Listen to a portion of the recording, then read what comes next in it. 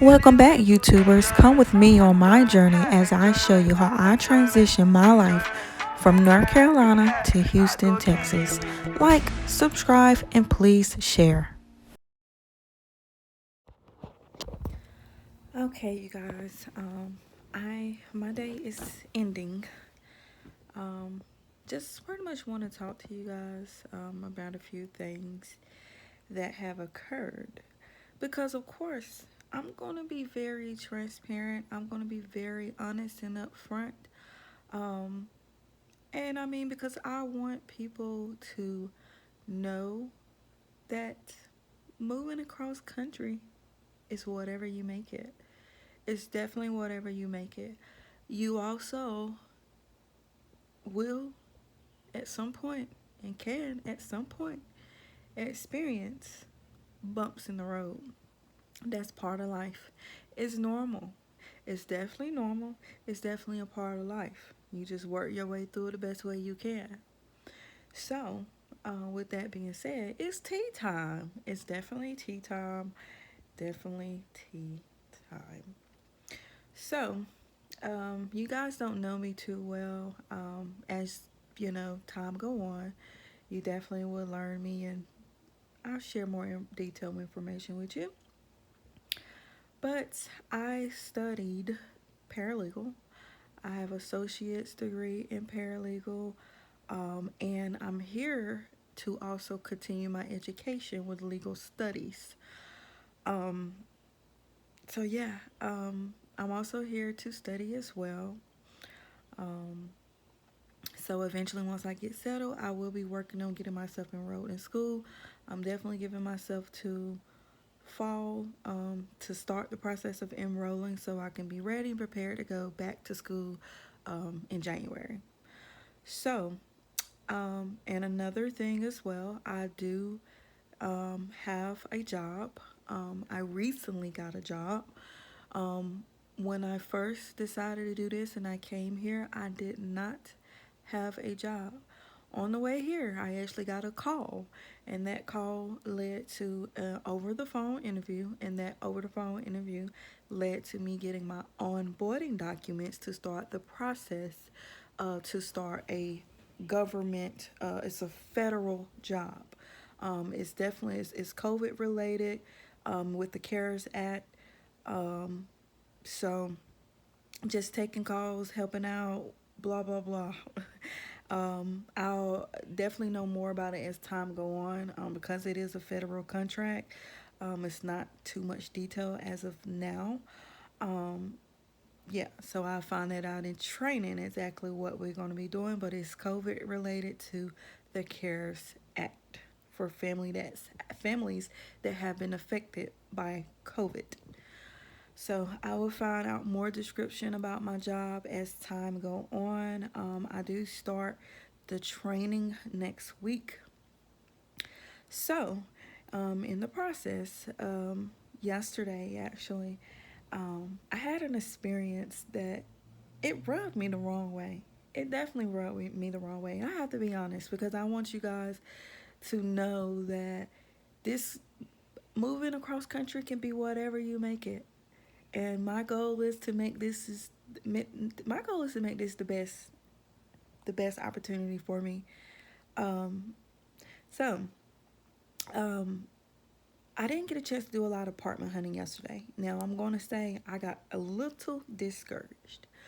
When I say I got a little discouraged, I did state that I did apartment hunting and I did an application for two different apartments.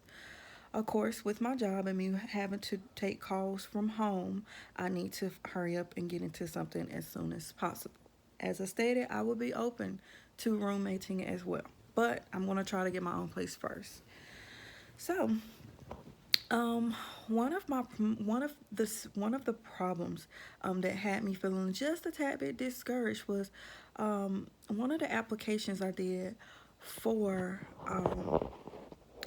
one of the applications I did for an apartment that I felt like was reasonable and affordable. I mean, it wasn't like I was like hype, like up or really about like getting it. My goal is to just short term goals, get into something. But um, this department had the audacity to tell me that, oh, well, you have a background denial. So we have to submit your application to the supervisor and they have to give the final yes or no, and it would take 2 to 3 more days to figure it out.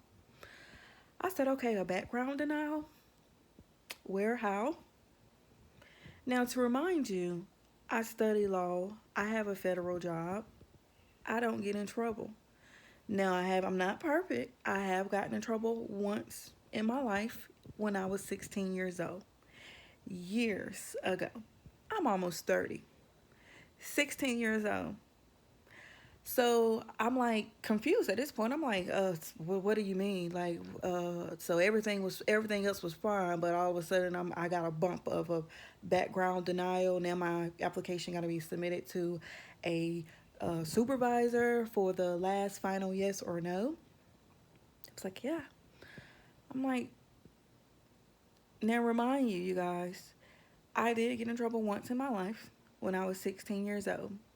When I turned 18, I had a hard time being able to find work because, of course, most background checks, they checking for the last 5 years, 7 years, some even 10 years. So some jobs I couldn't get, but it didn't affect me from working. I still was able to work, but some jobs I could not get. So, of course, I went and did an expungement. I spoke with the lawyer when I was 19 and I got an expungement. Now, obviously, the software down here in Texas, it shows. Even though I have an expungement, it shows. Even though it's over 10 years old, it shows. Even though that's the only time I ever been in trouble in my whole entire life when I was a teenager, it shows. So, yeah, I pretty much went by to do the apartment tour, and like I said, I did an application. And when they told me that, I was like, yeah, I'm sorry, I'm just not really interested in looking at the apartment. Because for one, if you having people submitting an application, this application is asking for any convictions, any felonies, any misdemeanors, any type of anything. They're asking for the last 7 years, 10 years. So you telling me y'all denied me? Y'all, I completed the application, honestly, and y'all denied me for something that happened 13, 14 years ago. The only time I've ever been in trouble. So, yeah, that wasn't working for me. I can't, no. After that, I just wasn't even interested. I just got up and I was like, okay, bye. Soon as I got outside, and of course, I started getting worried. I'm like, okay, well, I mean, I hope this don't be a problem. But it wasn't a problem back home. I hope this don't become a problem here in Texas. So, I end up getting an email from my recruiter, and the guy that the company I'm working with, for my federal government job. Is a company and a recruiter that I'm working with. So it's two different people I'm working with. So of course, he emailed me. I asked him like, hey, I completed the onboarding documents over the weekend. Monday, I went and turned in my filled out my I-9 form, showed my forms of identification. What is the next steps? Is there anything else left for me to do? Like, what do I need to do next? Because I know for federal jobs in Texas, they do the fingerprinting where I'm actually got to go get a fingerprint in the system. So I have to do that. So I do know that's something that is required. And of course, like I said, my background check and all that, checking to make sure I'm a U.S. citizen and all that good stuff. So yeah, he was like, okay, yeah, your background is clear. The next steps, your background clear, the onboarding documents is fine. So now you have to go through the next step of getting I'm sorry. So he's like, now you have to go through the next step of doing your federal contract. So of course, we got HIPAA laws, all of that security stuff, whatever.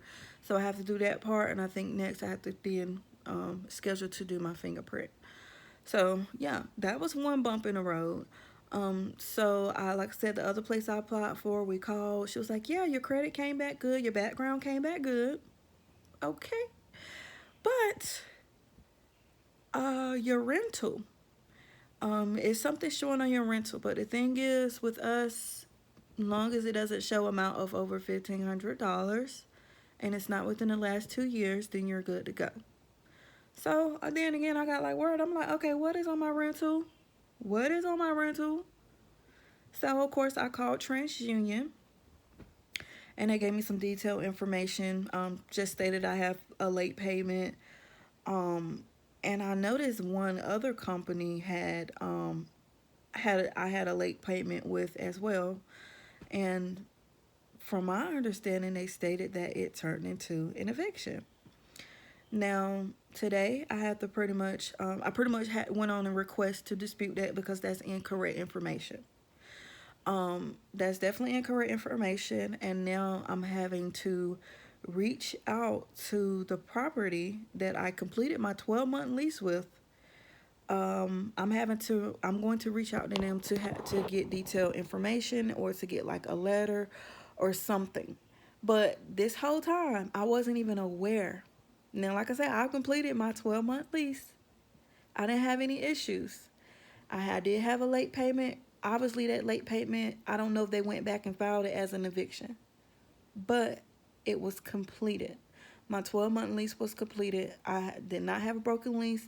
I did not owe anything. I had no property damage, anything. I didn't have anything that was owed. So now I have to call and figure out what is that about. Now I did went head on and request a dispute because it's incorrect information. It's definitely incorrect information. So yeah, these are definitely bumps in the road that I want to be transparent and honest enough to share with you guys. If you're dealing with anything like I said, I normally get approved for anything. I don't have a problem. I don't normally get any problems with my background check. Like I said, my credit was fine. I'm just now experiencing something about my rental. Like I literally was just living in North Carolina, and I applied for an apartment and I was approved for the apartment. However, because it was an income restricted apartment complex, I made too much money and they declined me because of my income. I made too much money. It was an income restricted apartment complex. I was approved for background credit, approved for, denied because I made too much money. So it's just things like this, and I'm going to be that one. I'm going to be your favorite YouTuber. I'm going to be that one that's going to be like, yeah girl, this happened. Guess what? That don't mean nothing. I'm still going to have me an apartment. I'm still going to get me an apartment. I'm still going to get me a job, a very good paying job. Got one now. I mean, so it's like bumps in the road. That's life. It's going to happen. Girl, keep it pushing. Keep it pushing. That doesn't mean nothing. I'm still going to give y'all a nice apartment tour. I can't say when it's coming, but I'm still going to apply for me a place, and I'm still going to get something, and it's going to be safe and reasonable, and it's going to be affordable, and I'm going to be in there. So yeah, just giving you guys encouragement words, and just like I said in my last video, I'm still open-minded to roommating as well. So I'm going to be here. I'm going to be in Texas. Whether I start off roommating or whether I start off in my own place, I'm staying in Texas. I ain't going back. Back where?